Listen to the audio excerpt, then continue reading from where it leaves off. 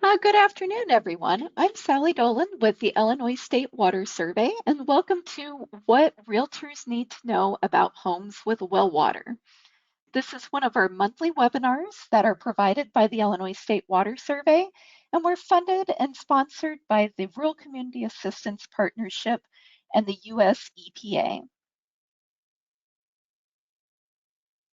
Uh, For today's webinar, this is a national program, and the recording of today's webinar will be available on our YouTube page. But the advantage of watching today is you were able to submit your questions, which we will answer at the end of the presentation. But past webinars are also a great way to see what other questions people have asked in the past. So we do recommend that you go to our YouTube page and check out any of our previous webinars so you can check out that Q&A session and get those answers as well. If you have any questions during the webinar today, we will stick around and answer all those at the end. So be sure and enter your questions in the Q&A box on your GoToWebinar page, and we will do our best to answer them.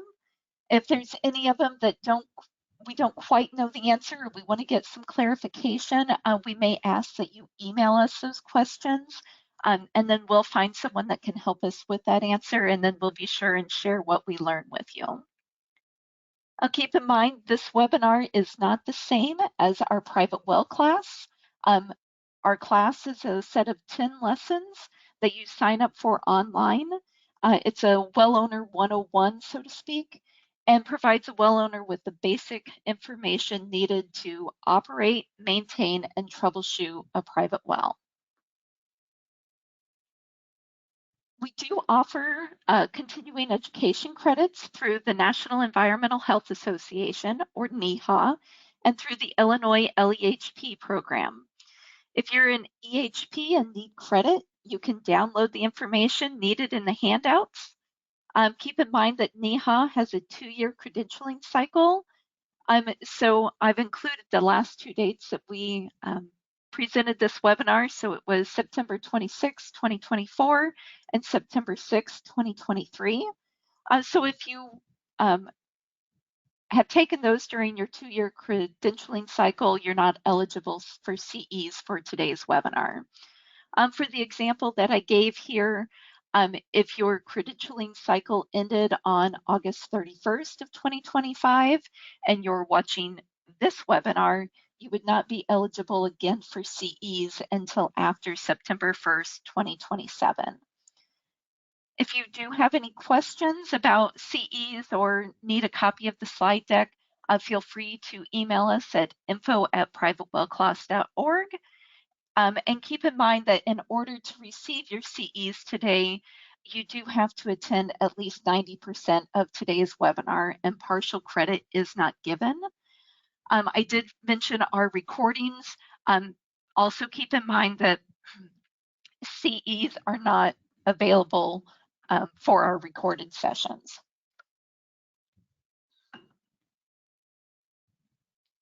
I've mentioned that our partner is the Rural Community Assistance Partnership.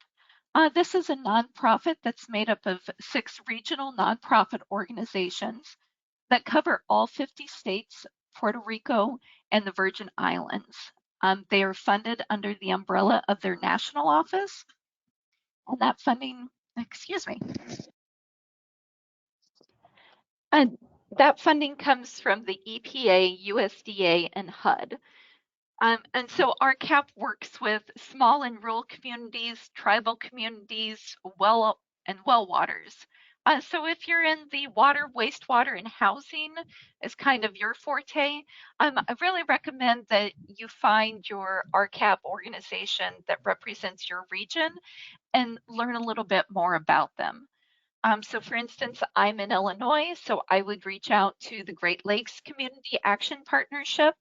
And even though they're based in Ohio, they have private well experts in all of their states. So I would be able to work with someone in Illinois to be able to help me with that. All of the regions are willing to provide trainings. They can help you find speakers if you're trying to put on a conference or something like that. And then they also will perform private well assessments.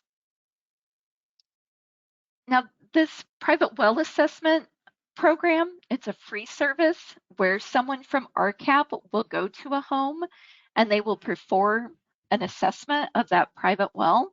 And in some cases, it will even include a free water test.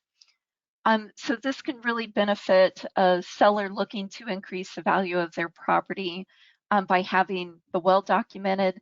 And for a buyer, it could really be beneficial because they'll know what kind of shape the well is in, and then it will help them understand the responsibilities of being a well owner and the vulnerabilities of that particular well.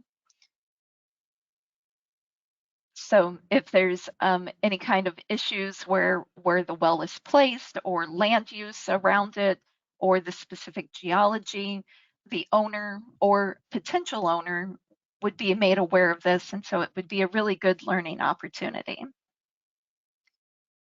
RCAP also has an on-site wastewater treatment system assessment tool.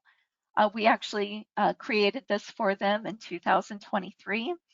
And many times they will do a private well assessment along with a septic assessment.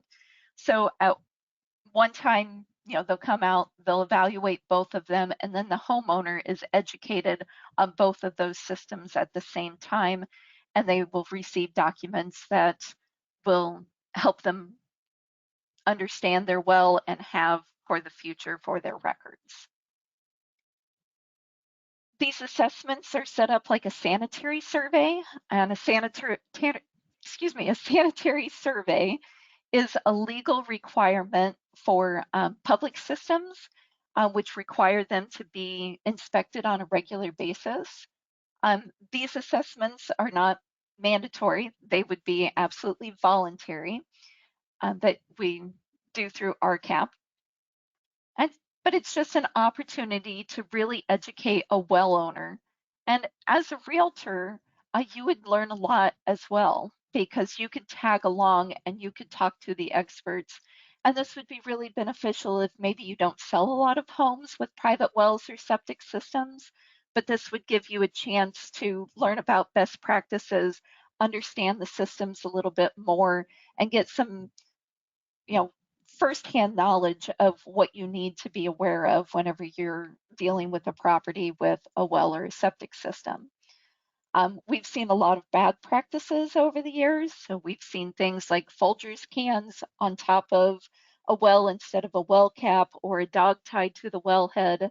And so these assessments are a great way to open up communication and talk to a property owner about those bad practices and teach them the good practices and get that line of communication opening so everyone is educated in what's going on there. RCAP has performed over 4,000 of these assessments all across the nation, and many are requested by local health departments who simply don't have the manpower to send someone out just because someone has some questions about their well or septic system. So RCAP would be a great resource for a health department because that gives you someone in your state who's also a resource that you can work with on those. Um, the other thing is if you're a realtor and your realtor group is interested in learning more about private wells, RCAP would be a great resource for that as well. Now, I said I am from the Illinois State Water Survey. We're located at the University of Illinois in Champaign, Illinois. And we like to promote where we work because our water survey is unique. It's the oldest in the nation. We were established in 1895 in response to typhoid and cholera outbreaks. So we have a deep root in public health. And we're very fortunate that we actually have the glass slides that document a lot of this history. So we always try to share those during the webinar so you can enjoy them as well as we do. This particular photo here was taken around 1913. And the thing that stands out to me the most is that you have, for the time, this very sophisticated scientific equipment in the foreground, but then back behind it, you have a horse and wagon, the epitome of simplicity. So you kind of have, this yin and yang of what it was like during that time. I also love the curiosity of the young onlooker who took time from his day to stop and talk to the researchers and help them to learn more about what they were doing. We also have this map here. This is a hand-drawn map of the city of Pana, Illinois, and this just shows how they were laying out the cases of typhoid in the spring of 1996. In this particular case, they tied it back to the Pana Ice Cream Company, and so they were able to stop that outbreak once they identified where the source was. It just fascinates me that all of this is hand drawn and done with such detail. And then the last picture that we have here is kind of an iconic picture of a hand pump in the foreground with a state water survey box in the background, and then the tin cup hidden in the grass that any passerby would be able to stop and pick up the cup and get a drink of water before they went along on their way. We now know that that practice is nothing that we should ever do again, but it's just a good reminder of how far we've come in public health from back in those days. I'm Sally Dolan. I will be your presenter today. I'm an environmental public health specialist here at the Water Survey. I'm a registered environmental health sanitarian as well as a licensed environmental health practitioner in the state of Illinois. Also on our webinar are Steve Wilson. Steve is the program lead for the private well class. And he's also a groundwater hydrologist, and we'll be hearing Steve later in the broadcast when it comes to the Q&A session. Then we have Katie Buckley.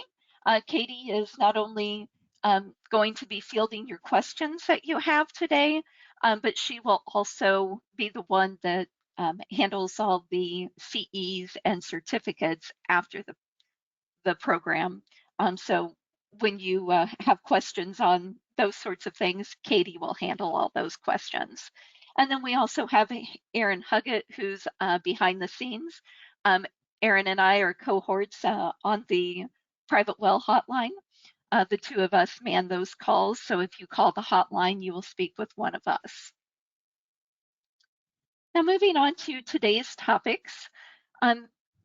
This is meant to be for realtors, so we're going to talk about what issues are important to both the buyer and the seller.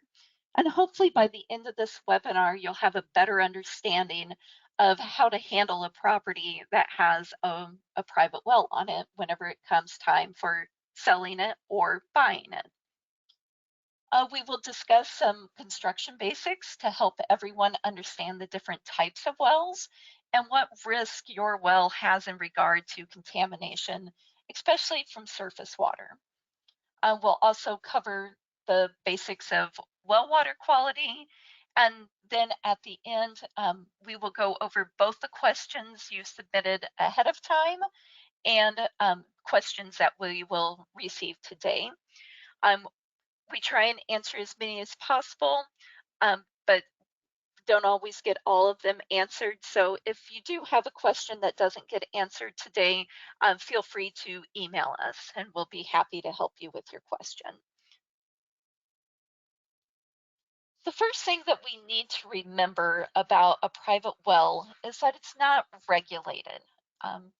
The Safe Drinking Water Act regulates community and non-community water supplies. And it requires them to have a licensed operator on staff. They're required to regularly sample the water. They have to treat the water to meet certain conditions, and they have to keep all contaminants under a certain level. For instance, the criteria for arsenic under the Safe Drinking Water Act is 10 parts per billion. So every state has to monitor all the public water supplies to make sure that all the water they are supplying is below that threshold. Now, that's not the case when it comes to a private well. There are very few states that require testing at property transfer, and we'll talk about those states later in the broadcast. But in general, you're on your own as a well owner. So some people choose to not even look at a home with a private well, but if you test it, you maintain it, you take care of it, it can provide you with safe drinking water. The other thing to remember is that many contaminants are not detectable. They're colorless, odorless, have no taste. So unless you test for it, you won't necessarily know if there's an issue with your water quality and if you need to treat it. Um, I currently live in a small village of less than 2,000 people. I grew up out in the country on a private well, but now I live in town and our water is actually supplied by a larger municipality. And we have to pay a monthly bill. It's $50 to $70 um, for our water. It's an additional $20 to $30 a month for our sewer bill. And the sewer bill is based off of how much water we actually use each month. But that fee, they collect it from 38,000 residents around the county, and they use that money to do that sampling, hire that operator, and ensure that the infrastructure is maintained. That way, they make sure that they're providing us safe drinking water.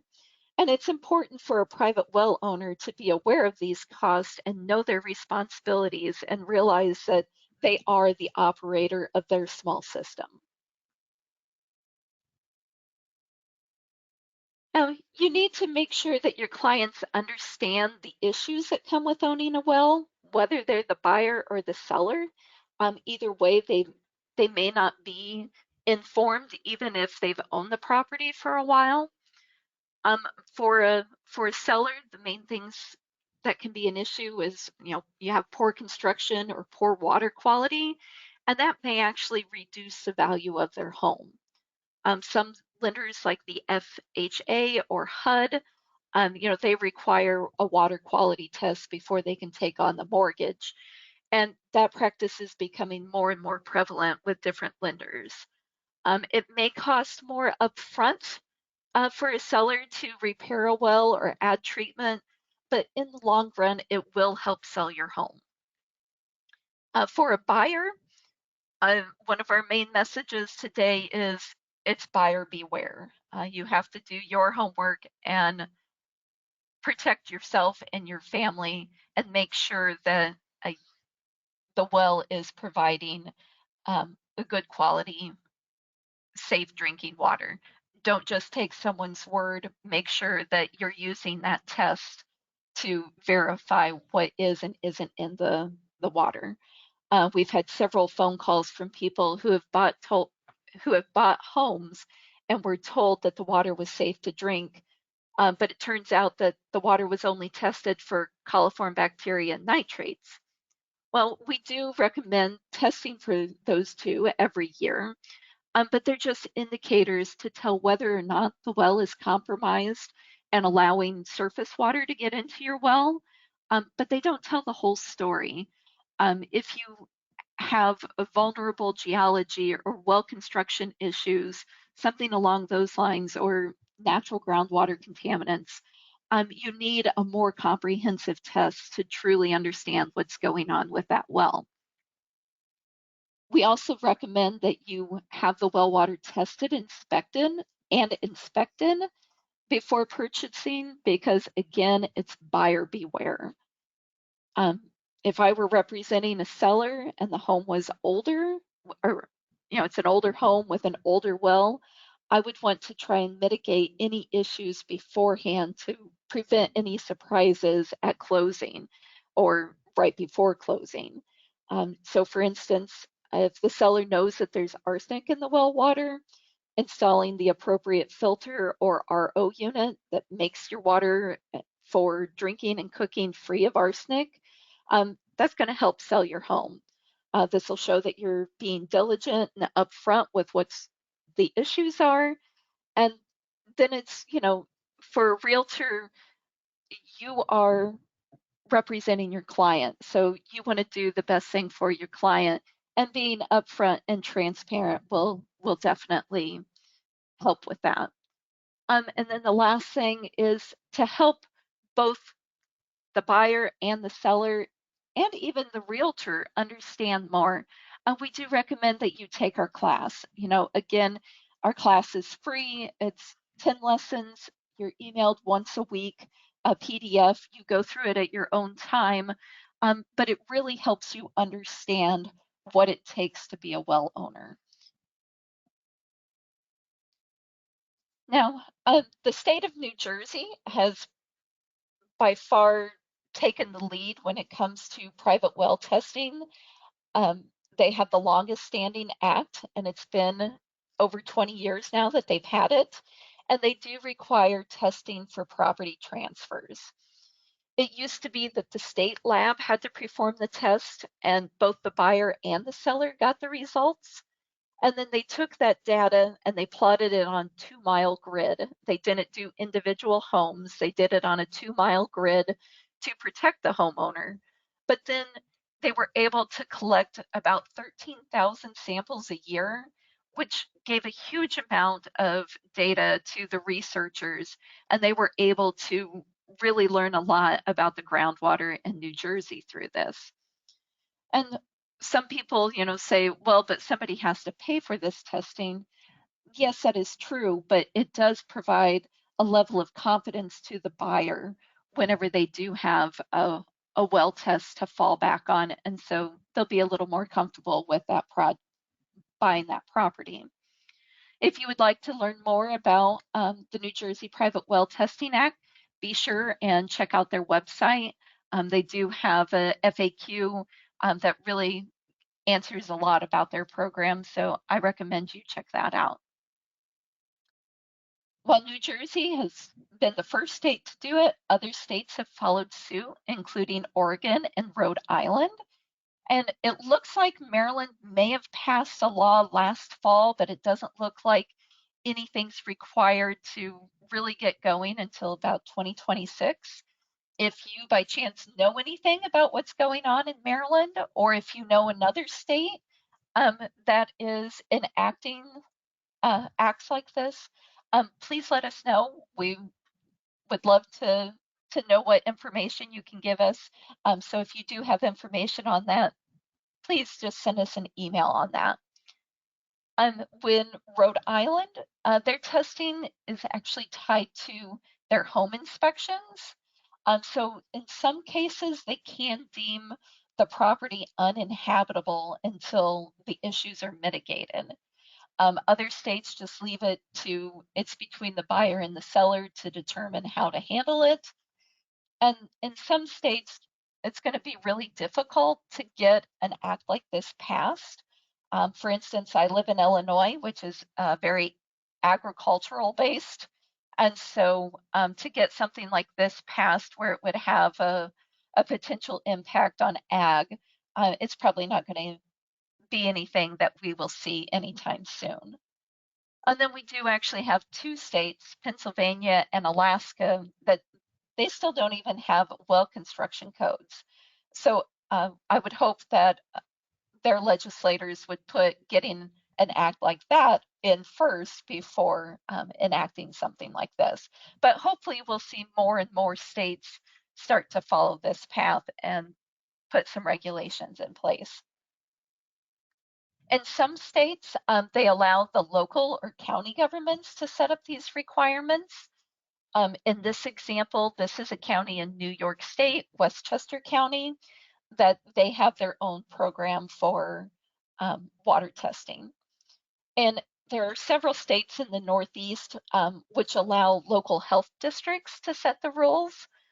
So for instance, in Massachusetts, there are 351 health districts, and each one can pass their own rules. You can have one health district that requires testing and can even condemn a well, but then you go across the street and there are no rules at all. So as a realtor, it's really important for you to understand the local and state rules to make sure that you're following them and you know what properties and what districts so you know what rules to follow. We used to say that a health department could never condemn your well, and that's still about 99% true. However, we now have to add the caveat to call first and ask what authority they have. If you need advice, you may have to go somewhere else outside of those health districts because it could be somewhat devastating if your well gets condemned because you went and asked some questions. So we do add that caveat now. So whether you represent the buyer or the seller, do an inspection. Um, if you get your well inspected, you're testing the drinking water, that's going to ensure the safety of the well water. And it's also going to inform the client if there's something that needs done prior to selling, or it allows them to mitigate before um, the final deal is struck. Now we're going to change speeds a little bit here and go into well construction. Knowing the different types of wells is very important. You can understand the risk for each one when you know what the different types are. These are typically, or the first example here is a bored and dug well. These are typically installed when there's no sand and gravel or bedrock aquifer. Um, Either it's not producing enough water, or maybe the water quality's not right. And those are the situations where you see these bored and dug wells. For example, in southern Illinois, we have no deep bedrock wells because the water in the deeper bedrock it's simply too salty. There used to be an ocean over Illinois way back when, and so the TDS is still at 11,000 in that area. So it's just too salty to use that. So a lot of the homes down there use a bored or dug well for their water. Um, in communities that are in that area, um, they use lakes as their means for fresh water, but a private well owner doesn't have that option. So they choose these large diameter dug wells, which you can see the truck rig here that shows how they do that. You can see the large diameter hole at the back of the truck. So underneath where the two guys are standing on the back, you can see that hole. And so the machine will dig that hole out. It's about 3.5 feet in diameter. And then they'll dig until they find a thin sand lens, or the water table becomes so saturated that the water starts standing in the hole. And then they'll insert a concrete tile and create a cistern that holds the water. And then the water, seeps slowly in. And then you have this large diameter. And so it gives enough volume that you're able to provide water for a home that way. Here are some examples of dug and bored wells. We have on the right-hand side of the pictures, this is a typical design that's been used for many, many years. These are 3 foot in diameter, but it comes in a 4 foot tall section. And these concrete tiles are then stacked on top of one another. And at each of those seams, there's a gap where the water can seep in. Then a concrete pad is placed on top, and it looks just like the one on the right. On the bottom left, with this one, it's one of the, I'll call it newer design. It's like the one um, on the left there, and so the lid is actually 10 feet below the surface. And so instead of having it at the surface, you put it 10 feet down, then you backfill soil over the top of it to protect the well from surface contamination. So if you look at the one on the right, if we would have a chemical spill next to that, the chemicals are just going to run down the side of that concrete and be able to seep in through those gaps in between the concrete tiles, where the one on the left, the chemical would have to go through 10 feet of soil, so you have that buffer before it would get to the lid. So it gives you a level of protection that way. Then on the top left-hand side, this is actually a hand-dug well from roughly the 1940s. And with this particular one, you'll see that it's covered by 2x10 planks, and then it has 10 and concrete blocks on top of it. It's actually in the middle of a pasture. So that's why the posts are so worn as the cattle come up and rub up against it and do what cattle do right next to your well. But in this case, the house is in the background up on the hill. And so it's clay soils up at the top of the hill. So they came down the hill to find where they could find water. But if you look at the geology, you see that that runoff from that farm field is just going to run right down and go into that well and be a potential contaminant then. Hang on a second, let me take a drink.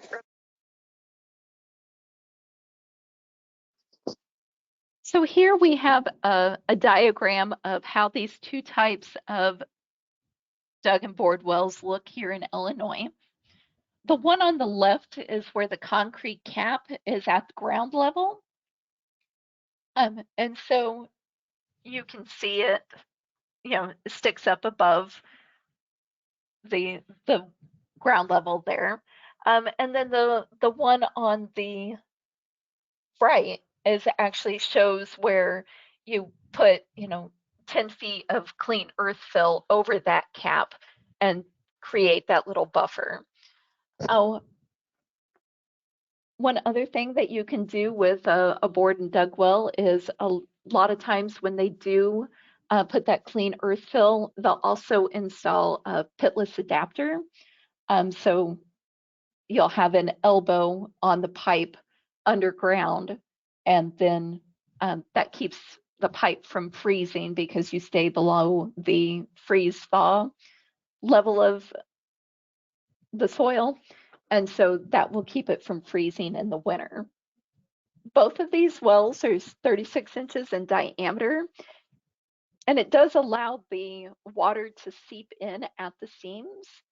And I don't know if you can see the little triangles, but there are little triangles in the diagram that show where the water level is.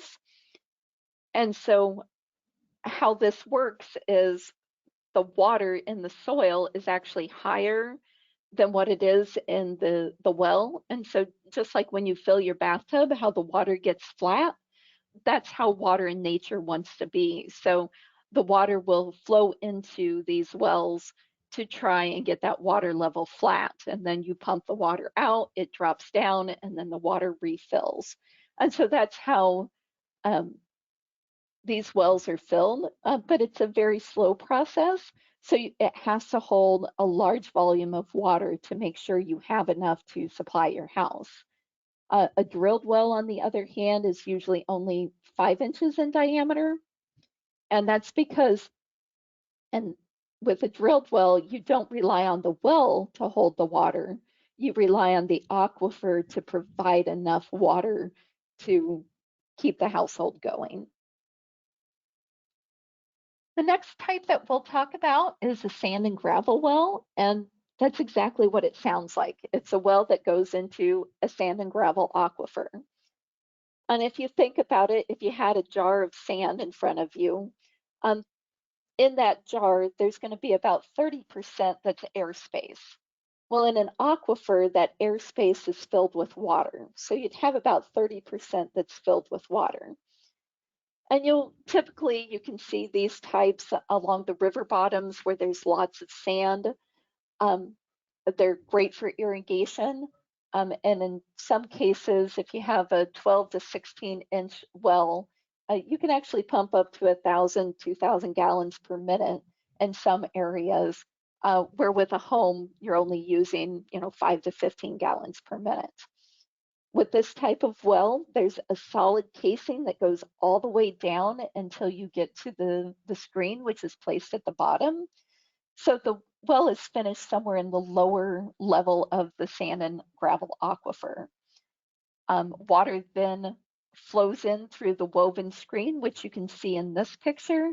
And the size or the slot of that screen is actually determined by the size of the sand grains that the driller is drilling through whenever they install the well.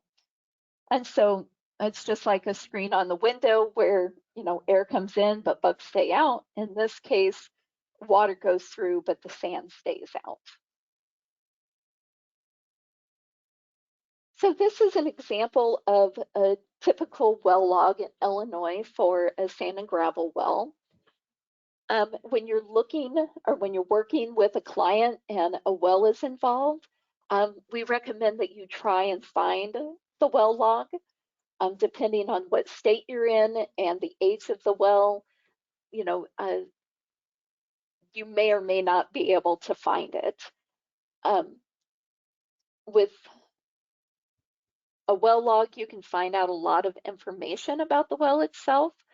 So for instance, with this well log, if you look down at number 5, you can see that it has, it's going to be the pump capacity is 15 gallons per minute. And from number 3, we can see that it's a newer well. It was installed in 2014.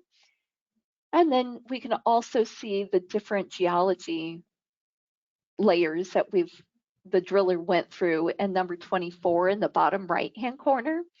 And so if you look at that, you'll see that they hit sand at 260 feet, but they went down all the way to 295. And that's because, again, of the size of the sand grains. Whenever you get deeper, you get into a coarser. And so that makes it easier to use that screen to keep the sand from coming in with the water. And so they went down to a nice sand and gravel where the screen will nicely block that off.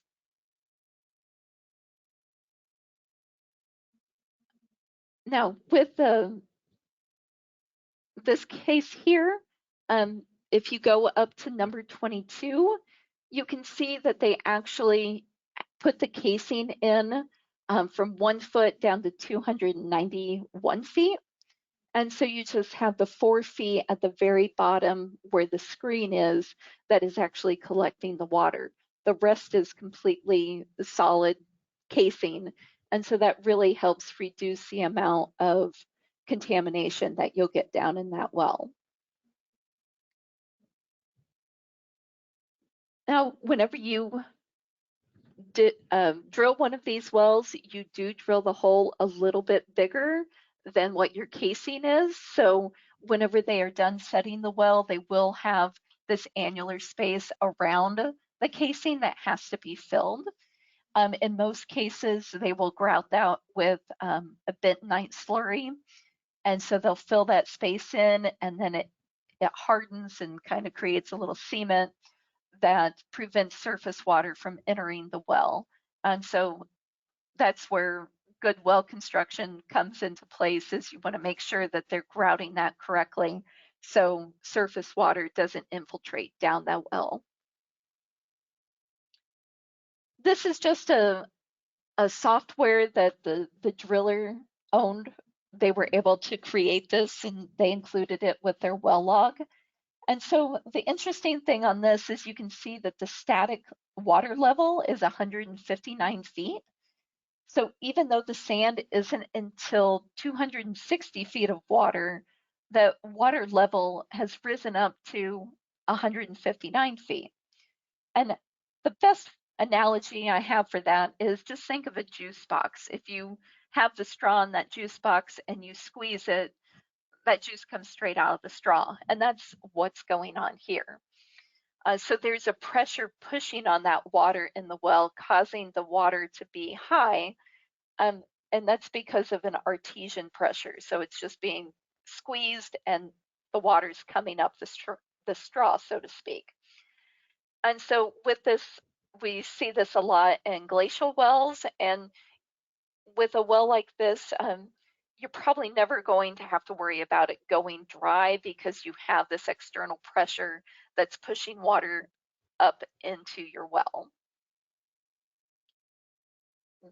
The third type of well that we'll talk about is a bedrock well. Again, pretty self-explanatory. It's a well that is installed in the bedrock. And with a bedrock well, water doesn't really exist in a rock. So how do you get water out of a rock? Well, it's the cracks in the rocks or the fractures in the rocks. And you can see that in our diagram that it has these fractures that come through, and that's what feeds the water into your bedrock well. Now, in order to take advantage of all these cracks that are in your bedrock, you can't have a solid casing going all the way down like you do in a sand and gravel well. So in this diagram, you can see that the casing only goes down 10 to 20 feet in a bedrock well on average. And so the rest of the hole is left open and the rock itself acts as the casing. If there are only a few fractures, the water may be coming from far away, or if the fractures are diagonally, you could still be getting surface water into your well, even if it's 600 feet deep. So the main thing to remember is it's not the depth of the well that helps protect it, it's the length of the casing. If you have a bedrock well that only has 12 feet of casing, you have everything from 12 feet below that's at risk of being contaminated. And if you can't find the well log, especially if you're representing the buyer, it can just provide a lot of information for you. So this well log is from a typical bedrock well. This was a larger well that was for a campground. So they put in a 12 gallon per minute pump at 160 feet. And if you look at number 18 at the bottom right here, you can see that they hit broken limestone at 187 feet. The bedrock with all fractures went down to 257 feet when they hit shale.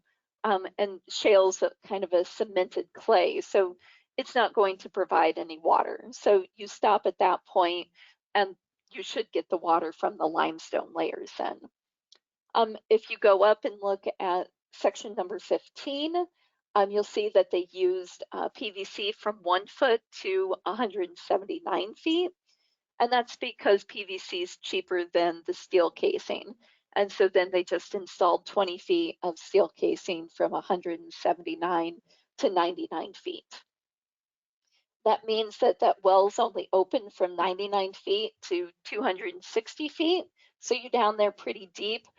So this would give you more protection than, the example where it only has 12 feet of casing. So with this, if you look at number 17, the static level actually rose to 130 feet. And then they pumped it for 25 gallons per minute for 2 hours, and that dropped it down to 160. And they knew that they weren't going to be using that much water, so they installed a 12 gallons per minute pump. And that's because the amount of the drawdown is directly proportional to the pumping rate. So if you're not going to be pumping as fast or as much as fast, you can go with the smaller pump that way. I also want to take a minute here to point out that if you're building a house and needing to put in a water well with it, make sure that you put language in your contract with your driller to provide the owner with a copy of the well log. This is a great record for you to have to keep.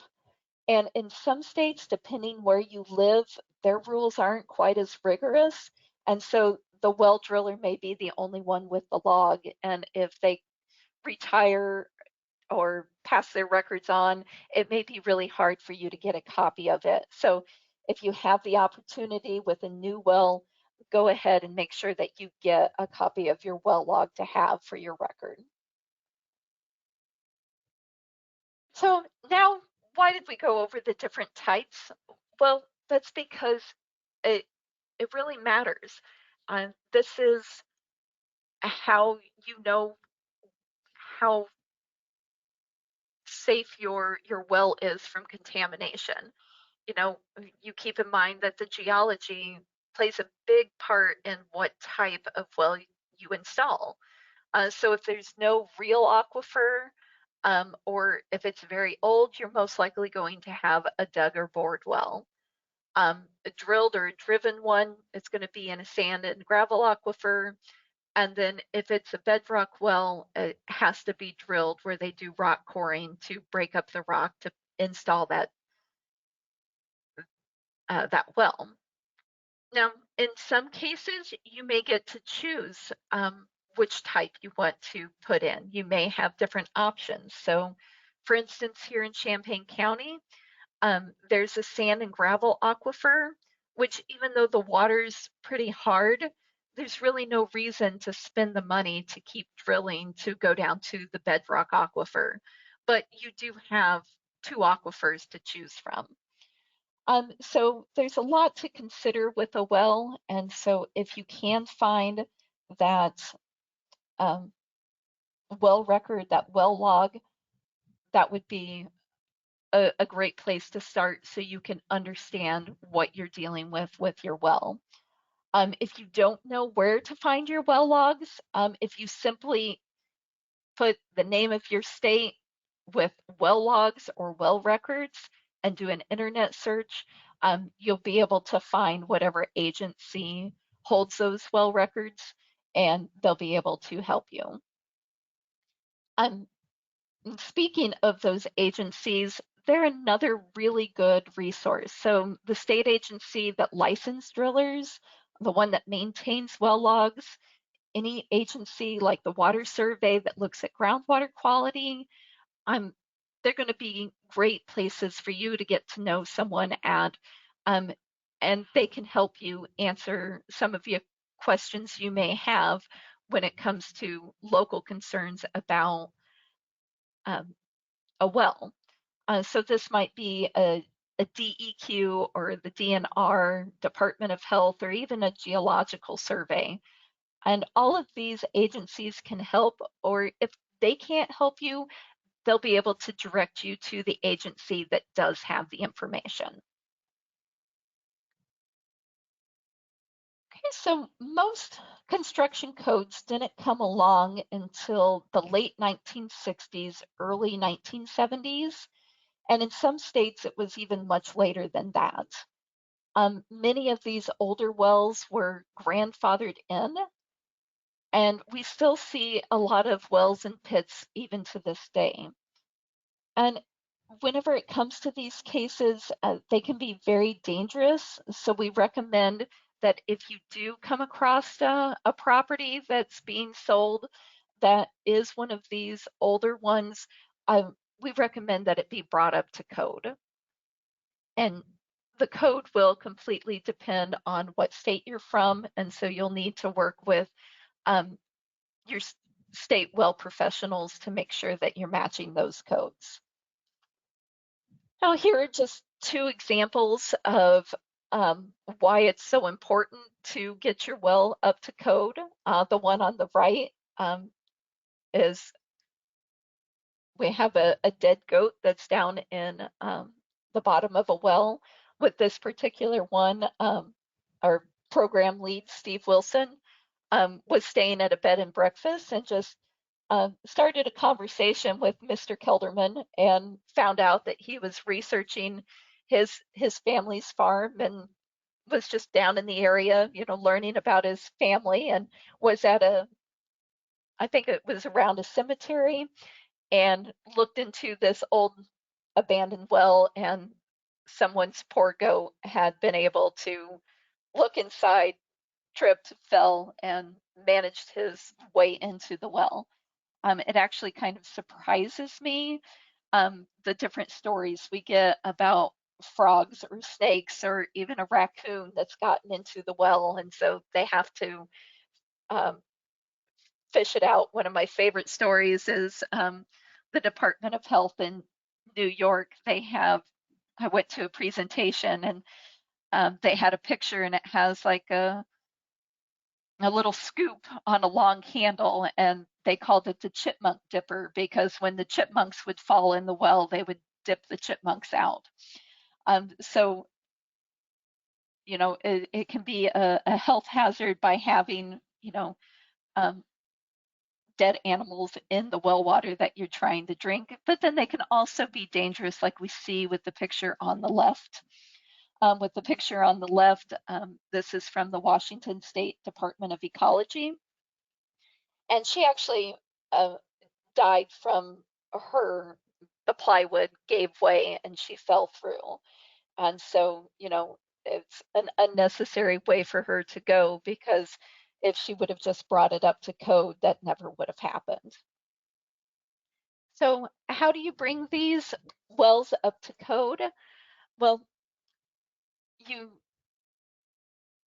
need to make sure that you are talking with your well authority, your county, your contractor beforehand. They're going to know what either the local government or the state government requires when it means to bring these up to code. Sometimes it does require a new well. If there's just no way to bring this one up to code, you may have to install a newer one. Um, in some cases, though, you are able to extend the pipe up to the ground, or you can install a pitless adapter. But again, you just need to talk with your local well authority or well driller and ask them for information, build that relationship with them. So when you do have questions, you have those good resources to fall back onto. Now, with abandoned wells, again, well logs weren't required until the 60s to the 80s. And so there's so many wells that are undocumented, wells that have just been forgotten about. New York State didn't even require well logs until 2000. So they only have a fraction of their well logs or even know about a fraction of the wells in their state. We also have wells that were drilled or hand dug way before then. And if you have an abandoned well on the property, it should be properly abandoned per the codes in your area. As a realtor, you should ask the client if there are any properties or if there are any of these abandoned wells on the property. Um, I was actually talking to my father-in-law a couple days ago, and he was wanting to know if I could get the well records for their family farm. And he knows of a total of 5 wells that were on the property, and I was able to find a well log for one of those properties.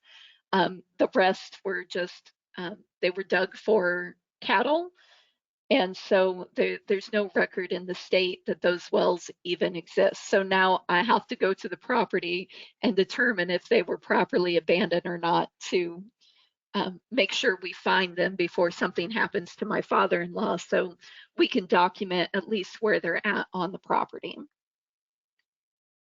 Now, I do want to give a shout out to the state of Iowa.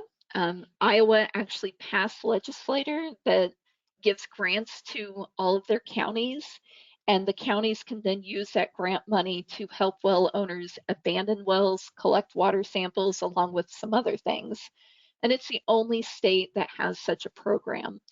Um, in Illinois, before COVID, the Soil and Water Conservation District did have a cost sharing program where they would help pay to abandon a well properly. So my advice is if you do have a well that needs abandoned, check with your state to see if to see if any kind of program or funding exists that could help with abandoning the well. But you are just backfilling it, using bentonite And so it's not a huge cost, but it could, in the long run, be very beneficial to the safety of the people that use the property. Now, these are just some examples from internet stories and newspaper clippings that just document how these abandoned wells um, are so dangerous. I know of growing up in the 80s, hearing the Jessica McClure, she was a toddler who got trapped in a Texas well, and I remember my friends and I watched the news to see, did they get baby Jessica out? Um, and so, even though these are older clippings and older stories, it still is happening today. I know of two incidences last year. One in Baltimore, Maryland. A man was just mowing his um, front yard, and he's just going along, and all of a sudden he disappeared. Well, he fell into an abandoned well, and he actually had to spend 24 hours in the well until the neighbors heard his cries, and they were able to bring out fire and rescue. And actually, the pictures with that news article look very similar to the ones on the bottom left with the Shelton man when he fell into his well. And then there was another story almost that same time where in Taylorville, Illinois, a teen was with a toddler and they both fell into an abandoned well. And in those instances, everyone was rescued and um, they had a happy ending, but there are just as many where the ending isn't as happy. So it's just really important that if you do have an abandoned well, you identify it, you fill it in, and take care of it in the proper manner.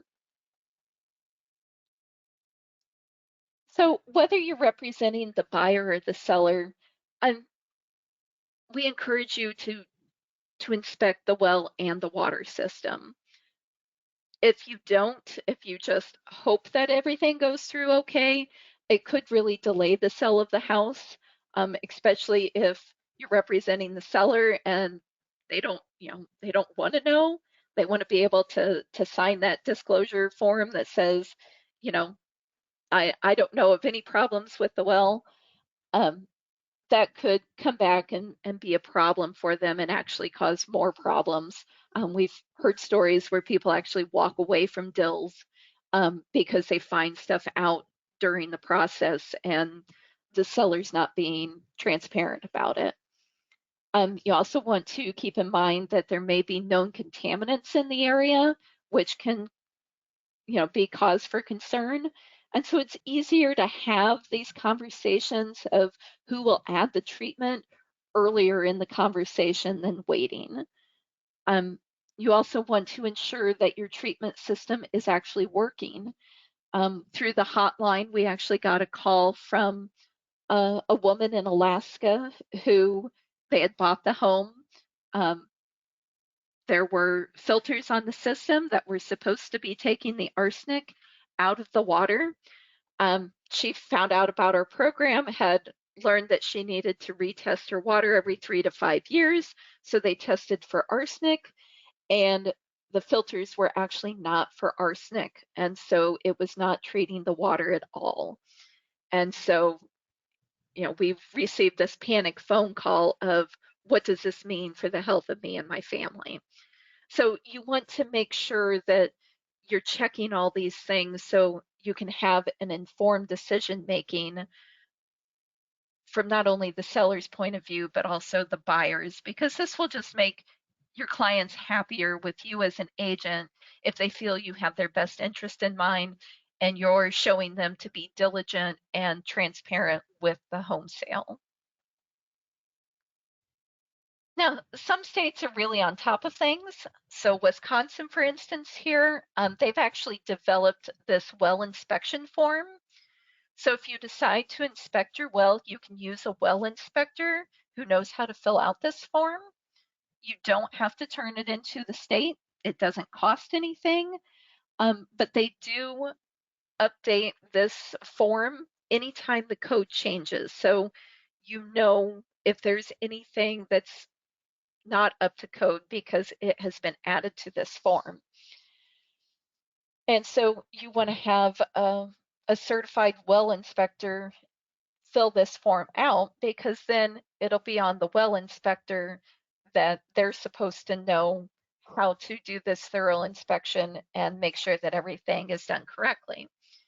And if you notice at the bottom, um, it does have an area where it says that it does not comply with codes. And so this doesn't mean that you can't buy the property.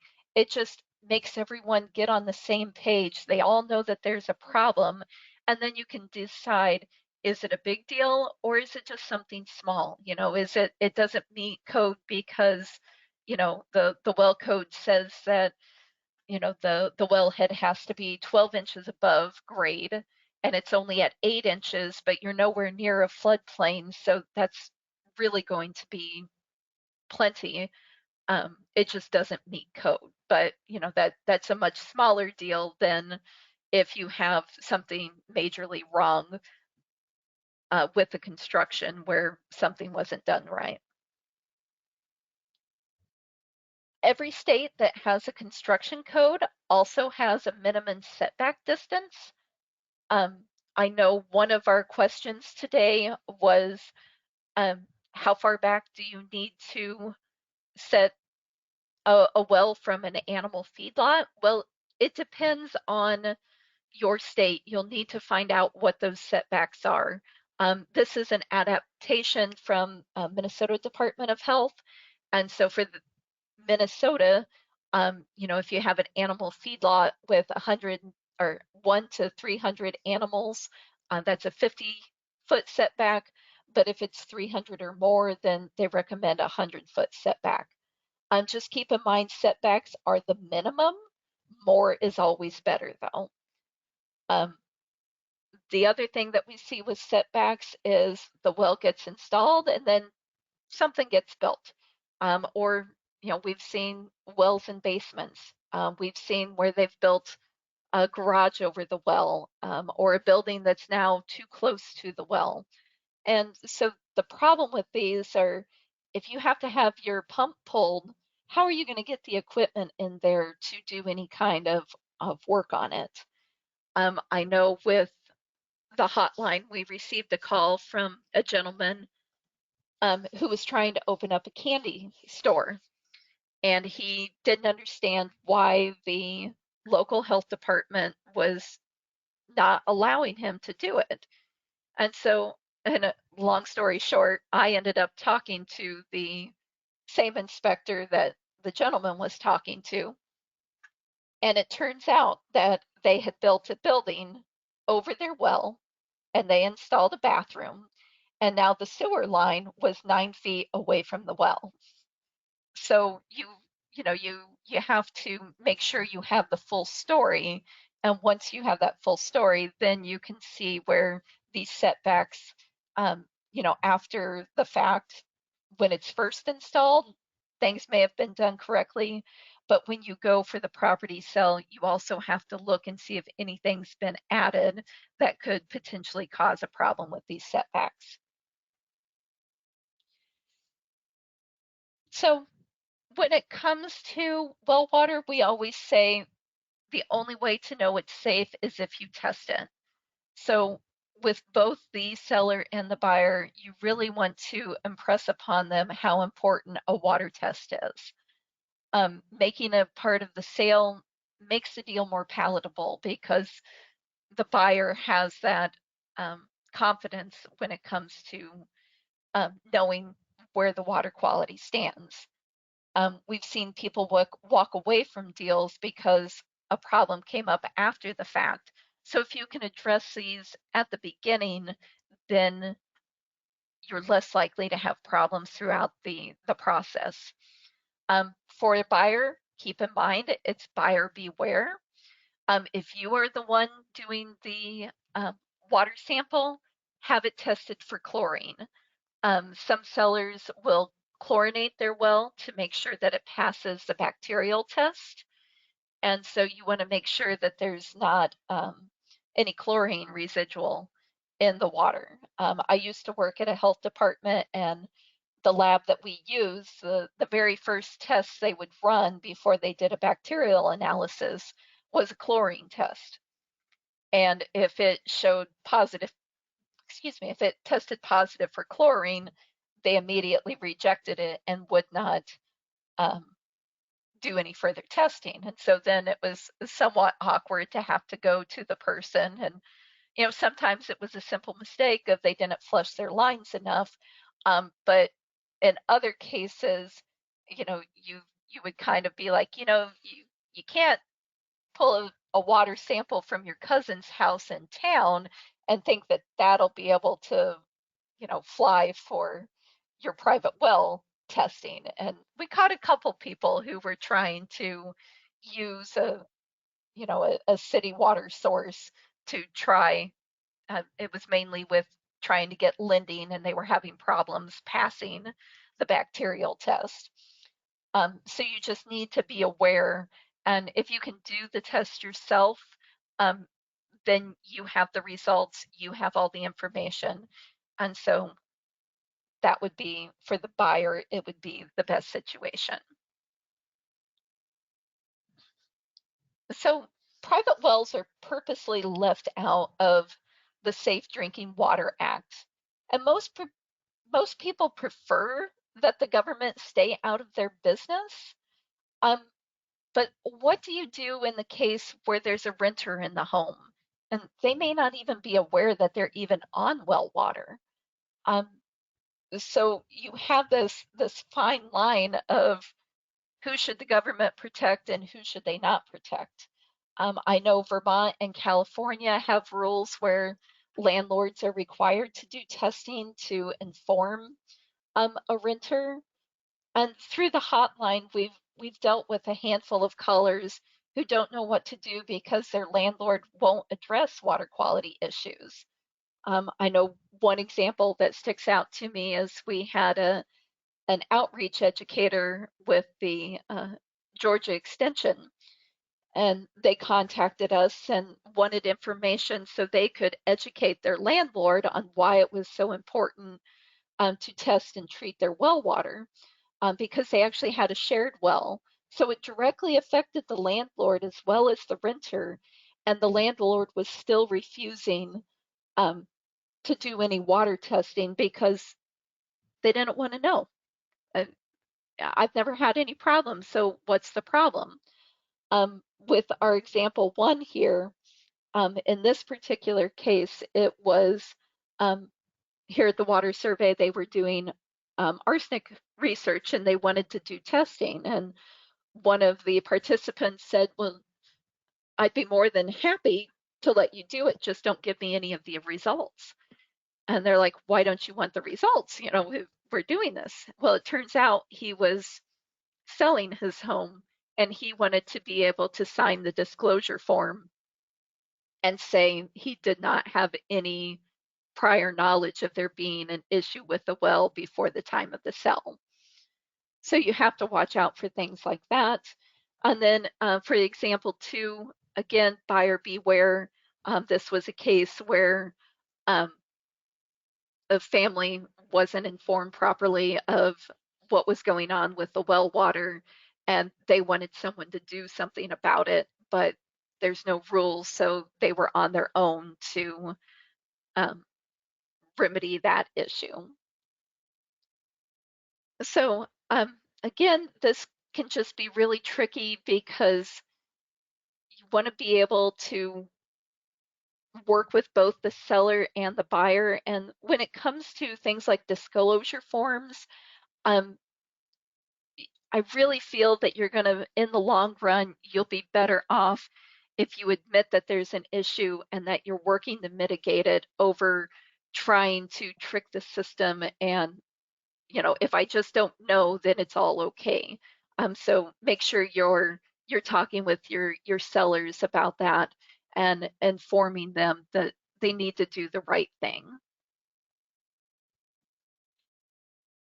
So when it comes to private wells, every well is different. Even if they're side by side, there's usually something that's a little bit different with each of them, whether it's the depth of the well, the geological formation that they're coming out of, or even the known contaminants.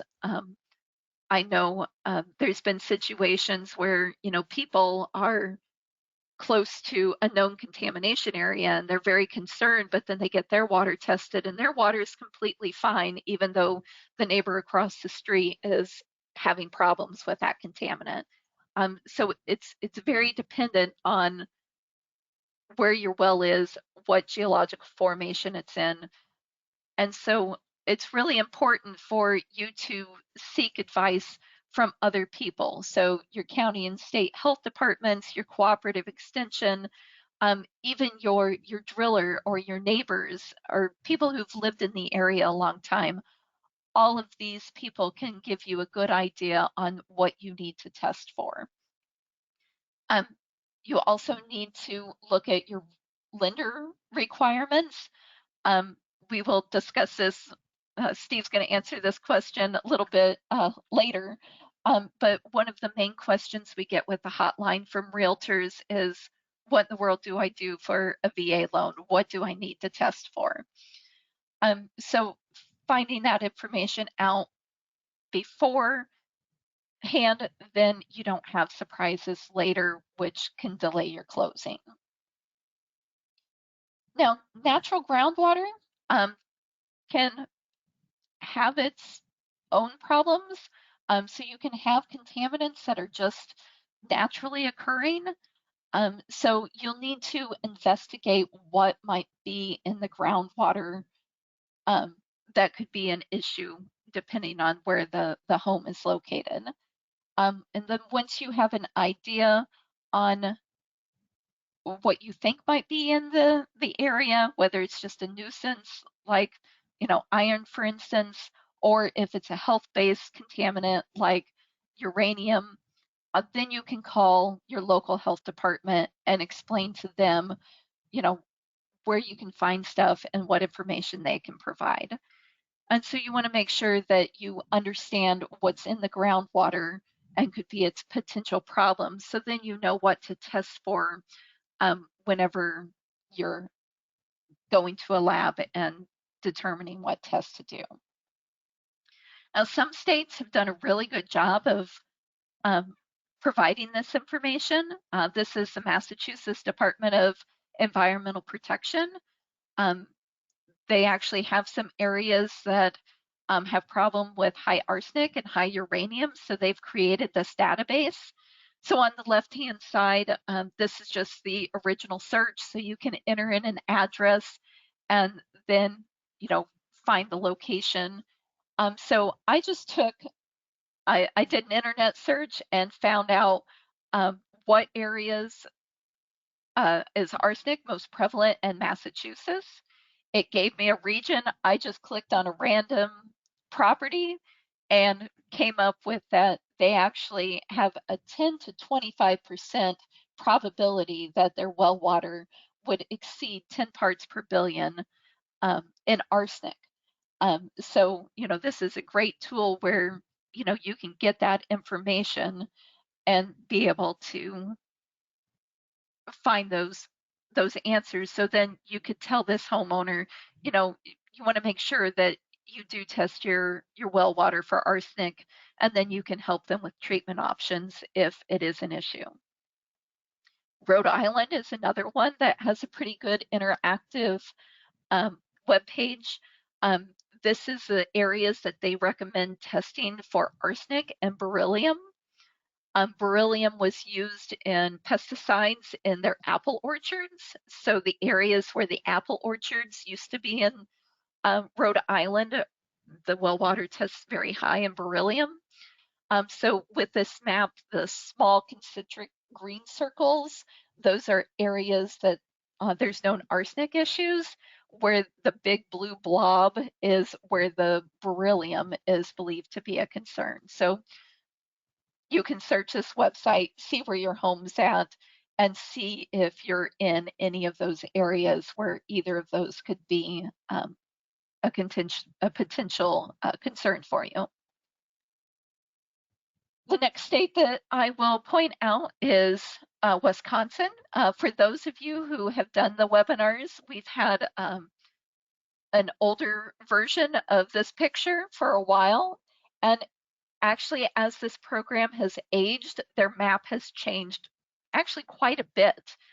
So in the Green Bay area, so the Brown, Outagamie, and Winnebago counties, on be on the left hand up towards the middle of the state towards Door County, which sticks out into Lake Michigan. That's the Green Bay area. And so uh, all this area used to be red, but as they've gotten more and more samples in, the probability of having arsenic in your well water in these areas is slowly going down. So they have a better representation now for problems with arsenic in those counties. I still would recommend that if you're in any of those counties to have your well water tested to verify, because they did have several homes that did test very high for it. So, and this is just your probability. So you want to make sure that um, you do your homework and find out and get your well water tested. So when it comes to sampling, our suggestions are that annually you are testing for coliform bacteria and nitrate. Nitrate is most of a concern with pregnant women and babies. It causes blue baby syndrome. Um, but the reason we say to test for those two annually is because it shows that there's a pathway for surface water to get into your well water. So this is a way where you can keep an eye on your well to make sure that it's not um, vulnerable to surface water getting in. And so it can help identify if, you know, you accidentally hit it with the mower and cracked the casing and didn't realize it, and now surface water is able to get down in there.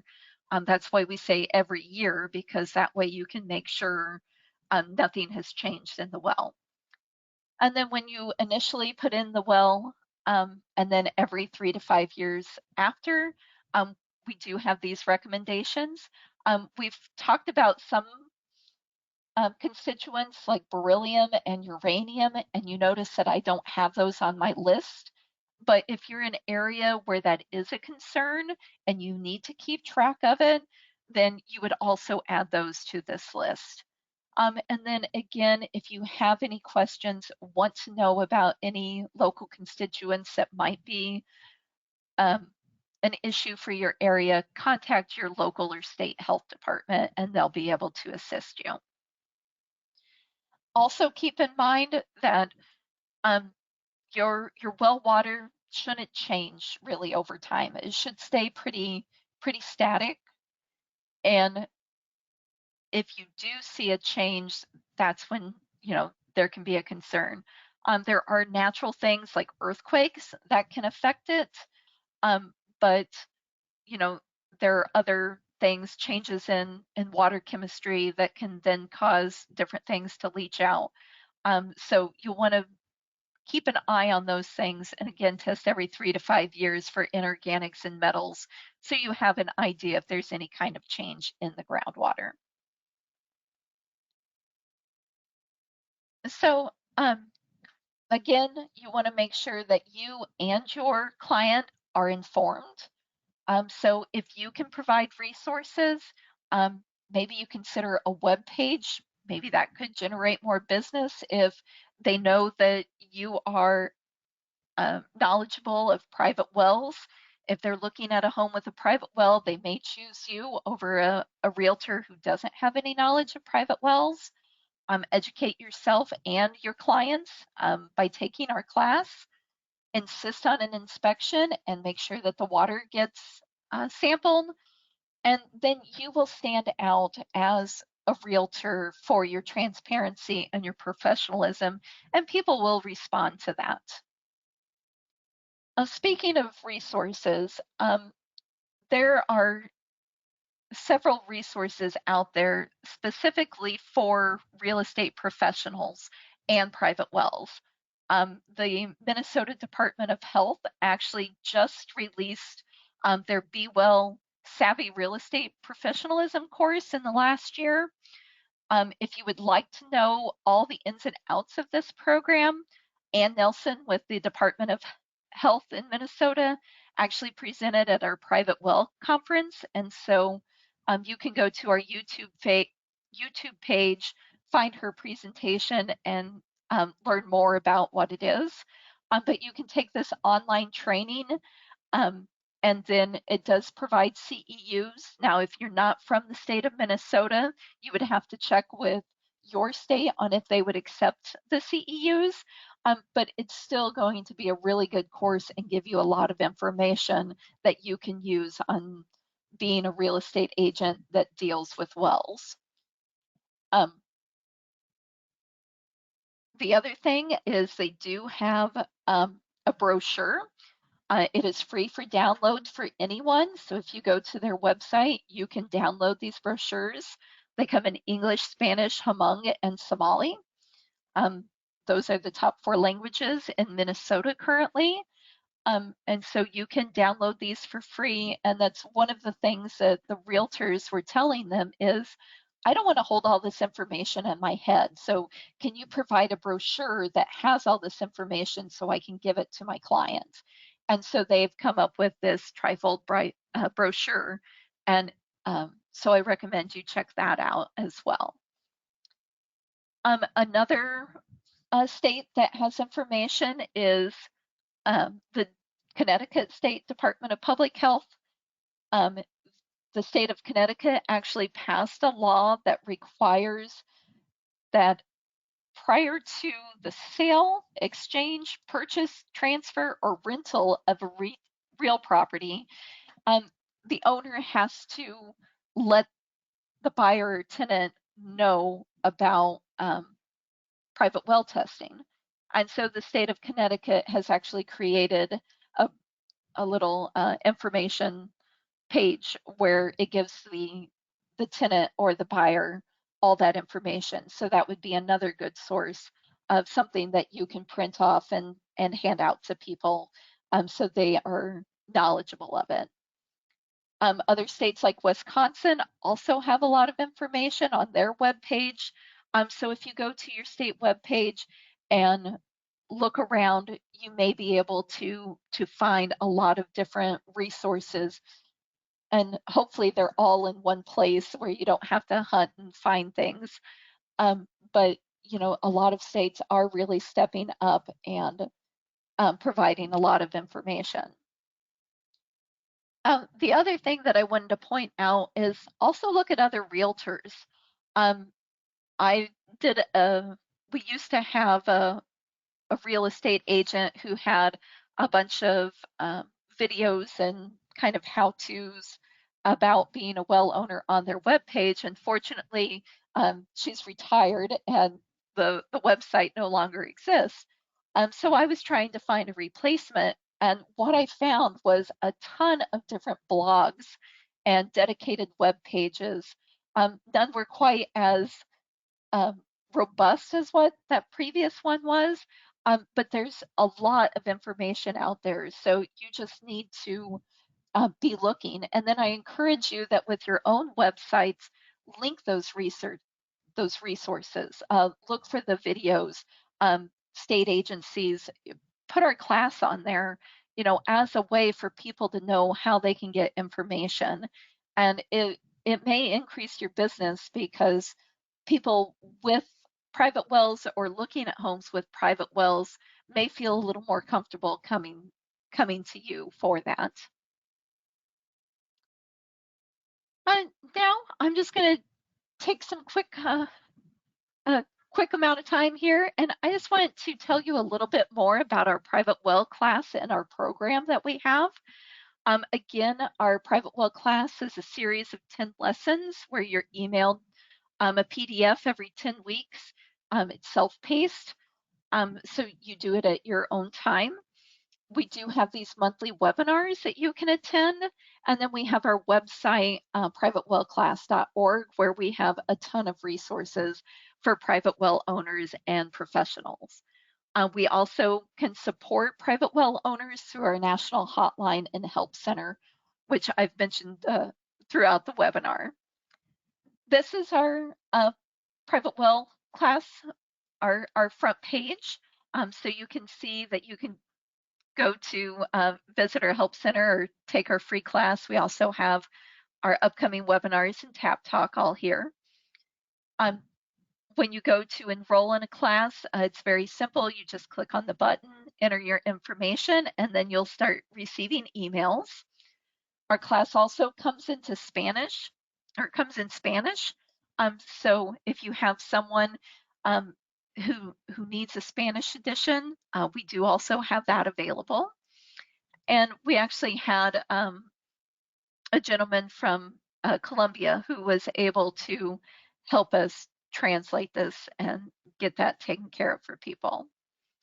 With our classes, every resource that we use to write it is also available under our resource library.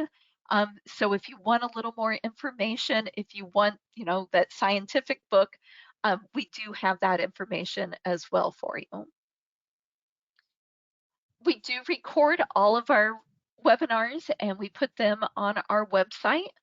So you can go back to either our website or our YouTube page and you are able to watch those. Again, keep in mind you cannot get CEUs for watching pre-recorded webinars. That's only if you're watching it right now when it's live. And then we've had some specialty topics that we don't have quite as often. So like funding and financing, we'll hold that whenever there's some significant changes within the legislation, such as if this new farm bill ever gets resolved, we will come out with a new funding webinar to let people know what the latest is on that. We also have some specialty topics like lead. It was a big thing with the Flint water crisis, but we don't necessarily need a lead webinar every year because we know enough about it that this webinar provides, the same information we would be able to provide you today. We also have our webpage, privatewellclass.org/lead. And so with that, we have several lead resources. So if you are dealing with lead, we do have those links available. We also have a series of videos. So we have 21 videos, such as this one on shared private wells. And people really seem to like them. You can view these from our webpage through our YouTube channel. And then I've also created articles on our help center that will take you to these videos as well. Our top video is Why Does My Well Keep Losing Pressure?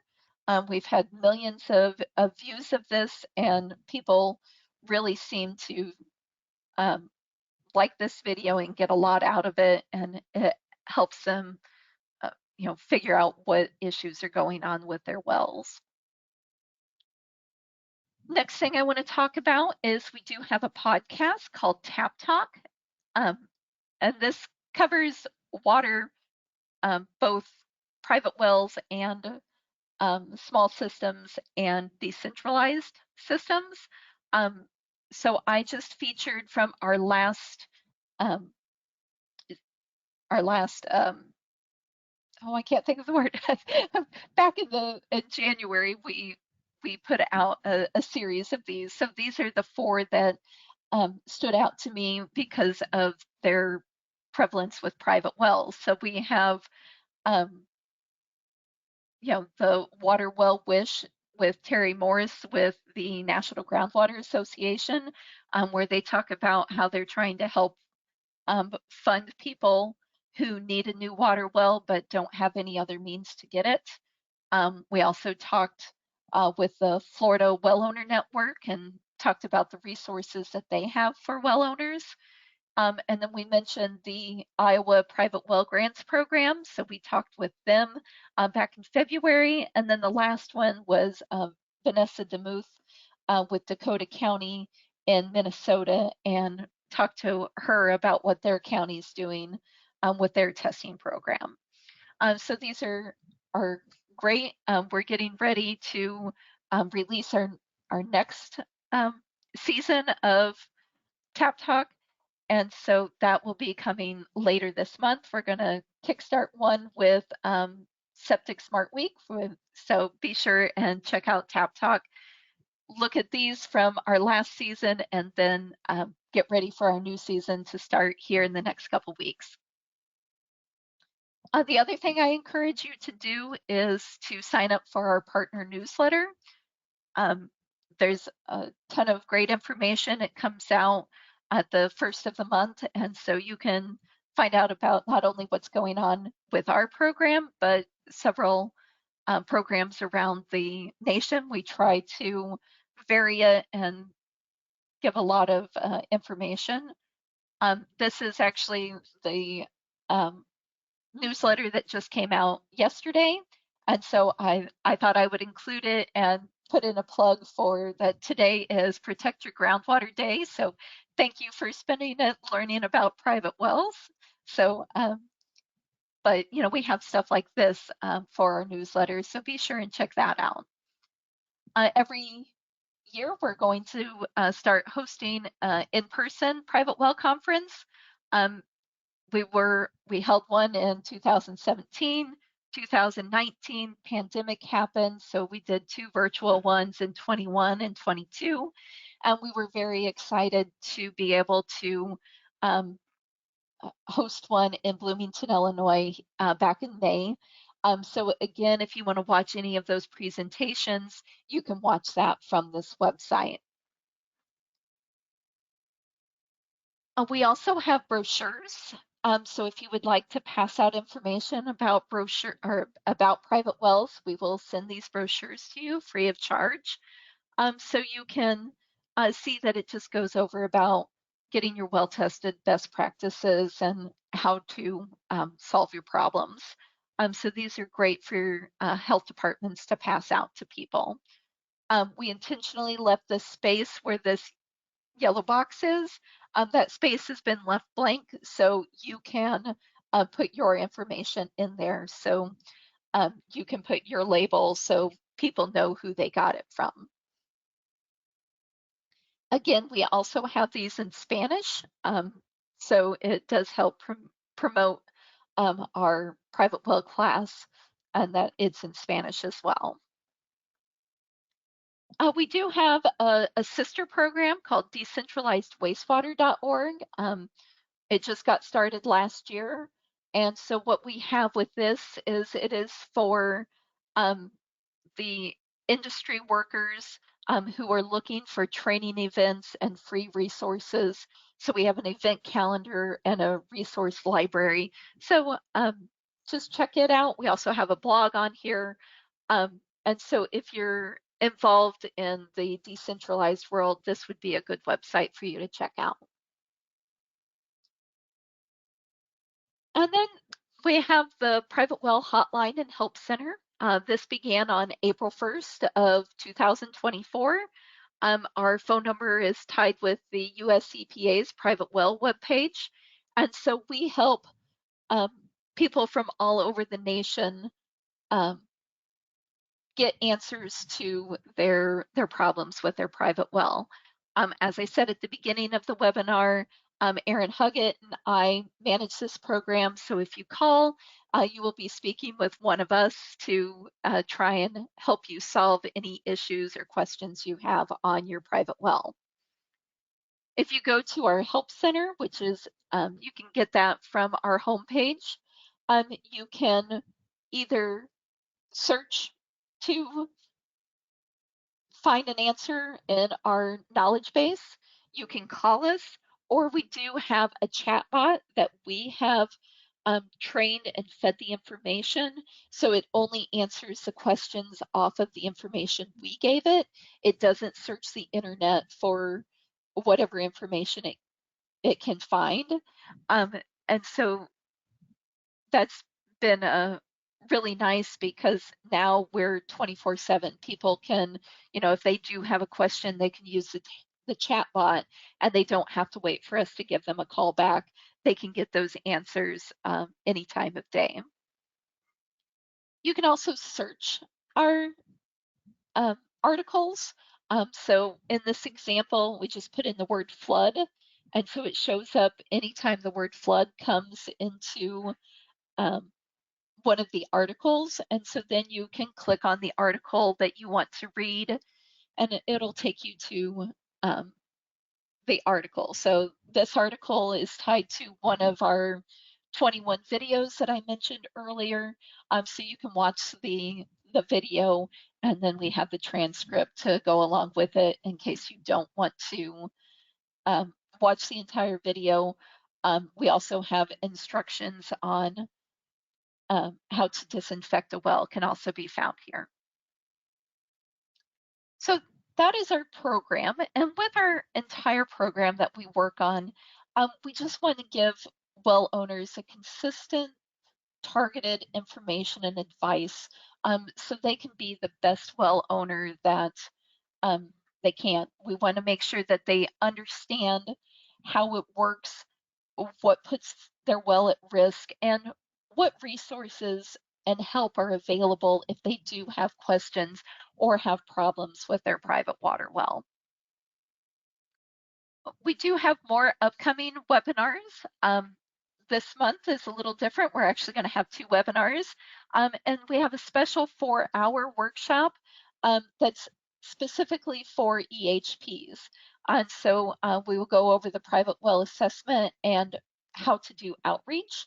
So that'll be on September 24th at 1 p.m. We also have our monthly webinars set up through the remainder of the year, so you can go to our webpage and register for those.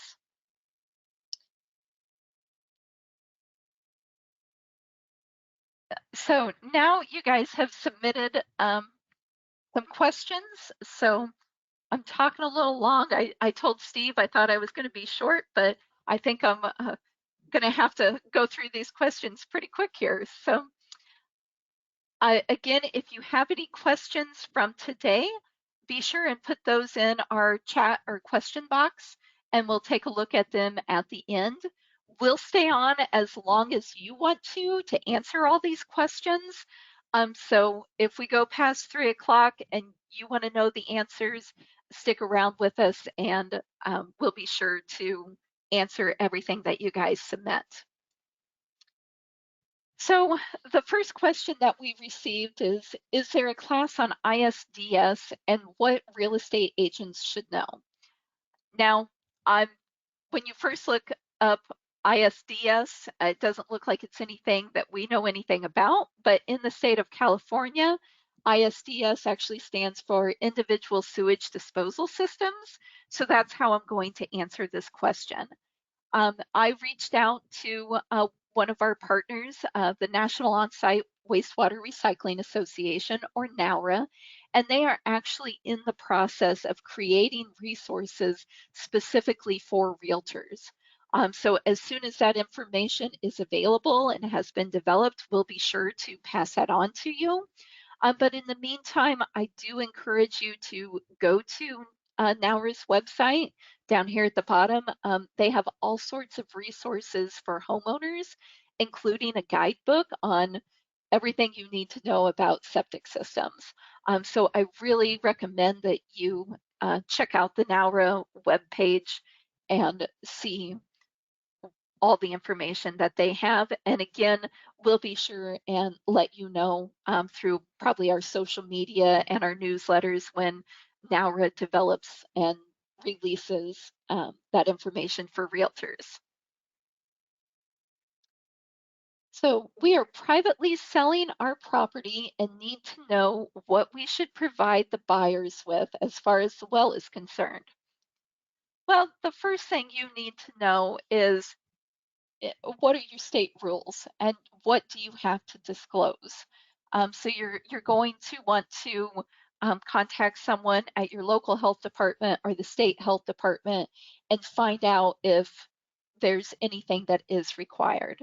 And then you're going to want to follow best practices by getting that well tested, making any necessary repairs, um, adding treatment if needed, or be transparent with the buyer to make them more comfortable with the sale, so they have all that information up front and they're not blindsided when it comes to the closing and they didn't know that there was a problem. So that is our advice for what you should provide for if you're privately selling your home. The next question, if my well has tested positive for nitrates, lead, bacteria, and arsenic over the safe limits, what are the most economical and effective ways of curing those issues? Well, when I see that you have three potential issues going on. First off, if you're testing and you're positive for bacteria and your nitrate levels are elevated, that indicates that you have surface water infiltration. So you'll need to address that problem. So you'll need to look to see if there's any damage to the well itself. Is the well itself just, does it need some work done to it, or does it need brought up to code? Is there a problem with your septic system? You'll want to try and look at things like that for those two things. When it comes to lead, that's going to be a problem with your plumbing. So you'll want to perhaps have a plumber, or if you know someone who is knowledgeable in plumbing, you'll want to look and see where lead could possibly be coming from your plumbing. So you'll need to address that problem. And then the third one is arsenic, and that's a groundwater issue. So that's naturally occurring. And so you'll need, if you're, having high test, or if it's testing high, you're going to need to do treatment because that's just occurring in your groundwater. Where the lead, the bacteria, the nitrates, those have a potential of, if you fix how they're getting into the water, you may not have to do more treatment. But it all depends on where those contaminants are coming from, on if you'll need to continue treatment or if you can solve it through repairs. Once you have determined, again, if you can remedy through those repairs, we do recommend that you check out the Minnesota Home Treatment Guide. It is a very extensive document that will help you take your contaminant and match up the best treatment systems for it. So you do have some homework you have to do first, though, before you can get to that stage of knowing what treatment. And then I would also just take this moment to say that if you are high in all of those things, make sure that you're not drinking the well water until you do get that resolved. Okay, next we have Steve's going to take over this one. He did all the legwork to find all this information out, so I'll turn it over to Steve for this one. Thanks, Sally. So we get a lot of questions about loans, especially because in states where there aren't rules for property sale, which is most, as Sally mentioned earlier, then a lot of times it's the lender or the mortgage company or whatever that are trying to impose some of those things, which it makes sense. They're trying to protect their investment in a new home. And like now, Sally mentioned Rhode Island, it could actually cause a property to be condemned, or at least it requires that something be done when there's something that happens. But there's been a lot of poor information out there. We found this, this is a number of years ago, but there was a mortgagee letter from the late 90s that had this list of contaminants as what HUD requires for HUD, VA, or USA loans, or USDA loans. That was superseded many years ago, more than 25 years ago, and it's not what HUD requires today. If you find this letter or this particular table, a mortgage company in Michigan made this nice PDF and it's completely wrong. Next slide. And so here's what the rules say, and this is coming from HUD's handbook. It's 4000.1. If you just Google HUD handbook 4000.1, it is a almost 2,000 page document. And if you've probably seen it if you deal with these kind of loans. But it says basically that you have to try to hook up to a public water supply, and if it's not available, then you have to test your well, and it has to meet certain requirements based on the local jurisdiction, which is really a poor rule, in my opinion. Next slide. So if you can't connect to a community water supply, which is what it wants you to do, then it says a number of places throughout this document, you have to test it for whatever the local rules are. So it'd be like a local health district in Connecticut she mentioned earlier, or if they don't have rules in the state, and if they don't have rules, then you have to meet the primary drinking water regulations. This particular 40 CFR 41 and 42 is actually mentioned in this document. And those are the drinking water standards for public water supplies. It's really not appropriate necessarily for a private well. It includes every hazardous chemical, surface water issues, all kinds of things that you're not going to find in a public water supply. Like this says, it's 7 pages long of constituents. And this is what a community has to do by law, and HUD's saying that you have to do this to get a HUD loan. We've tried to reach out to HUD a number of years ago to try to work with them and identify a better approach. That hasn't happened. We've worked with NEHA to try to do the same thing and get through HUD. I don't think any of that will be possible for at least a few years. But what we believe is that there's a better list, which we recommend certain things, as Sally mentioned today, showed beryllium and all those things. The other thing that the HUD rules say is that if your property that you're buying has a chlorinator, mechanical chlorinator, or it's served by a lake, a spring, a river, or a sand point, then it's not eligible for FHA mortgage insurance. I missed that last time we did this webinar last year, but I was looking through that document today and found that. What I recommend is if you pull up that document and then use Control F to search and type in water space test. There's 24 instances of that in this document and the 1,883 pages.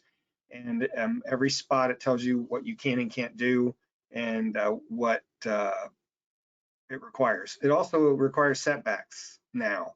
So they've improved this document to include more potential risk for a property, but at the same time, it still says, in a state like Illinois, we don't have property transfer rules. In theory, if you buy a home in Illinois and try to get a HUD loan or an FHA loan, a VA or USDA loan, you have to do all this sampling for things that you're never going to find in a groundwater system. And so those are the rules, and that's why I think that other letter, that other table has been used by some folks in the past, but it is not the rules. And so that's a long-winded answer.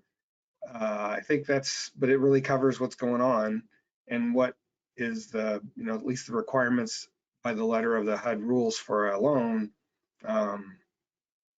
for that. On the other side of that, Sally mentioned earlier about someone who thought their well was safe and then they found out it's not. It was only tested for coliform nitrate. That's the other problem we have, is that some people think if you test for coliform nitrate, that's all you need to do. And as Sally mentioned, that's really an indicator of how vulnerable your well is to surface contamination. It's not a water sample to tell you your well doesn't have anything in it that could be natural groundwater issue. So I think that's probably all of that one, Sally, isn't it? Okay, well, thanks a lot, Steve. So If you want to just stay on, I think we only have a couple more questions here, and then we can go into today's questions. Sounds good. So the next one is, can nitrates be found in confined aquifer wells? The answer is yes, and it's because geology is complicated. The nitrates can find their way into an aquifer in a variety of ways. So, um, one way would be open pathways such as abandoned wells or poorly constructed wells. So that just, it's like, sticking a straw into the aquifer. So anything at the surface can make its way down into the aquifer. The other thing is you have to consider, where is the aquifer recharged at?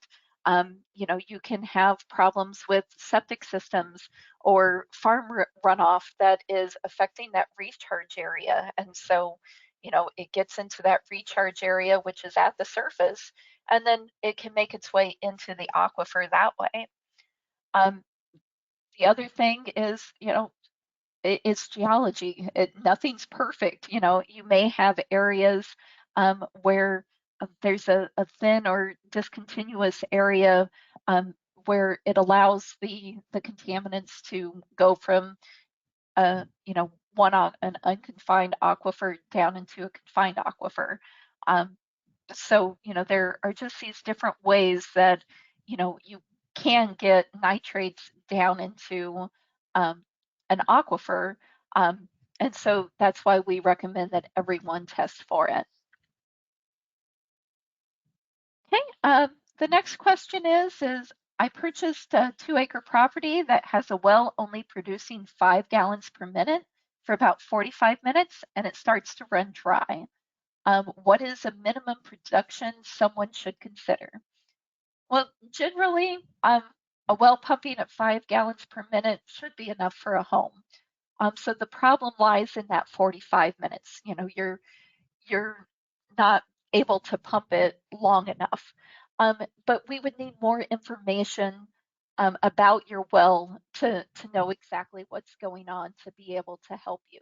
So this is one of the instances where we encourage you email us with more specifics on what's going on. What state are you in? What kind of well do you have? If you have a well log, we would be happy to look at that information and try and help figure out um, what you can do to remedy this. One thing that you might be wanting to think about is maybe you could put in storage tanks. So eh, you're able to store the water. Um, so whenever you have heavier use, um, you're not running out of water. You can use those stores to help make that time last a little longer. But again, the more information we have, the better answer we can give. So feel free to give us an email and we would be happy to assist you with that. Hey, Sally. Yes, Going back to that question, sure. one of the other things I found is that for this HUD document, there's a spot in there where it says that if the well you have to be able to prove the well produces 5 gallons a minute for 4 hours. And so this home would not be eligible for an FHA loan if it was being sold based on what's in that document.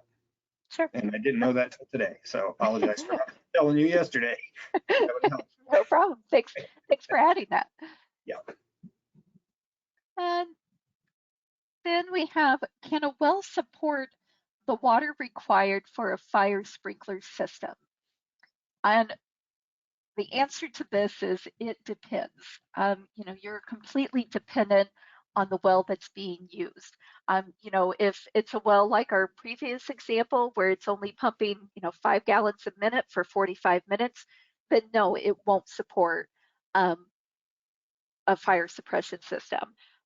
But, you know, earlier I talked about the irrigation wells where it's 10 to 16 inches in diameter and it's able to do 1,000 2,000 gallons per minute.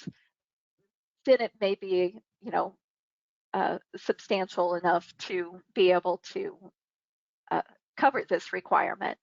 So I would recommend that you talk with your fire chief, the suppression company, and a well professional to determine if your particular well would be able to handle the job or not. You're going to need to find out, what are the water requirements for the sprinkler system? What does the fire department require you to have? It depends on the size of the building. Are you doing one of the gigantic warehouses that are popping up in our area, or are you doing just a small home? You know, all of that is going to have to be taken into consideration to determine whether or not your well would be able to support that. The other thing that we want to know is you'll also have to have a backup plan on if you lose power. Your well will be absolutely useless if the fire melts your circuit breaker box and you have no power. Now it doesn't matter how much water your well can pump, you're not going to be able to use it unless you have some sort of backup generator or other power source that's separate from the building, that you can use for that fire suppression system. Now I think it is time to move on to today's questions. So let me get rid of the PowerPoint here.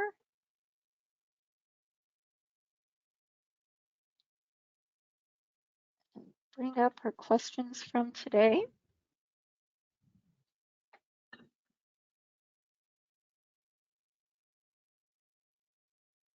Oh, so we just have one so far.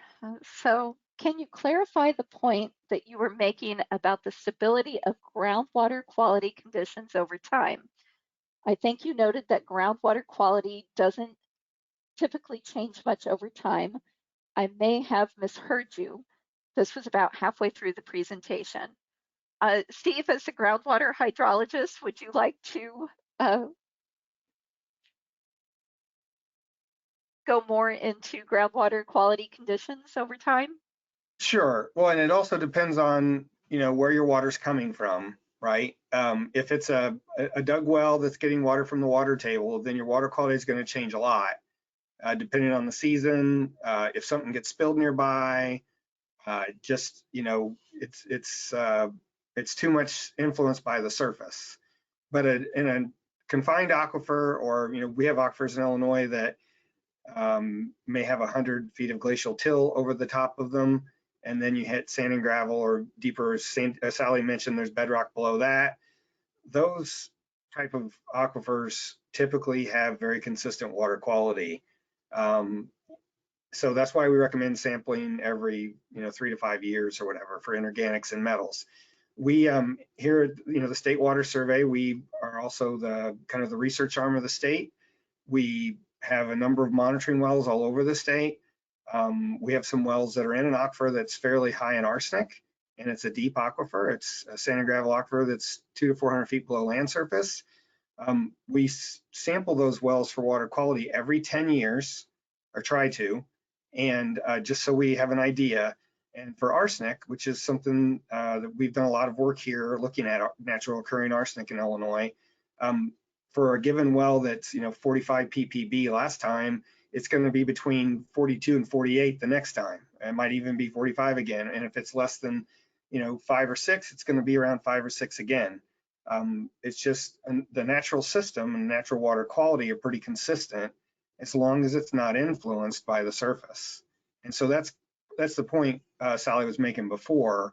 But you have to understand your well, right? An old dug well, and that doesn't necessarily count, if you will, for bacteria if the well's not properly sealed. And so you have to understand your well, where your water's coming from. You can have Sally mentioned, you can have a 600-foot, or she use these numbers, but you could have a 600-foot bedrock well, but it only has 40 feet of casing, and the rest of it's all open hole where the bedrock fractures can contribute to the well. 40 feet's not very deep for water to be able to come from the surface and get into that well bore. And so understanding your well type, where your water's coming from, how deep, all of that plays into how consistent the water quality is. And the only other thing I can note, and Sally, if you said this, I apologize, I didn't remember. We had a well down in Southern Illinois that not necessarily the water quality because we weren't checking that, but it has a permanent recorder on it to measure water levels. And after there was a small earthquake in Missouri, the water level jumped 4.5 feet and it stayed there consistently. And so, that was 20 years ago probably or more. And just by the small earthquake that was down there, it shifted some of the rocks and some of the fractures such that now the water table, the water level in that well is higher. So, and I would guess that also caused some kind of change in chemistry, but we never, this was a monitoring well just to monitor the water level and understand what's going on. Is arsenic only found in some areas in Illinois, or is it widespread over the whole state? It's only found in some areas. We've pretty much identified areas where there's a fair amount of it. There's the Mahomet Aquifer, which covers the middle of the state. It goes from basically the Illinois-Indiana state line over to the Illinois River, including Champaign County, Tazewell County, DeWitt, Piatt, some of those areas. There's natural occurring arsenic that's just made up in the grains of the sand. And so under certain water chemistry conditions where they're reducing, that arsenic can be released. And it's more prevalent to have high arsenic in wells in Tazewell County than it is in Champaign County, but we can find them in both. And that's just one area. So there are certain areas where we know the county health departments in Illinois all know that too. So if you were to call like the Tazewell County Health Department and ask them, they would recommend you test for arsenic, where a few other counties may say, we don't have that issue here. And so I would work with your county health department if you're talking about an area of Illinois. So, we have other things in other areas. Up in the Chicago area, the deep sandstone aquifer can have radium, for instance. So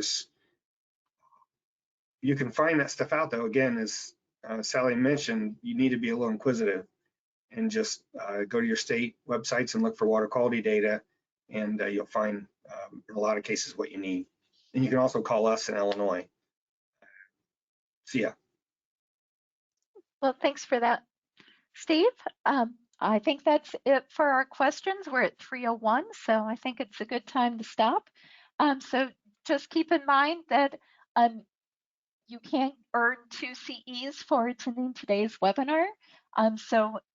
If you are looking for CEs, email us at info@privatewellclass.org.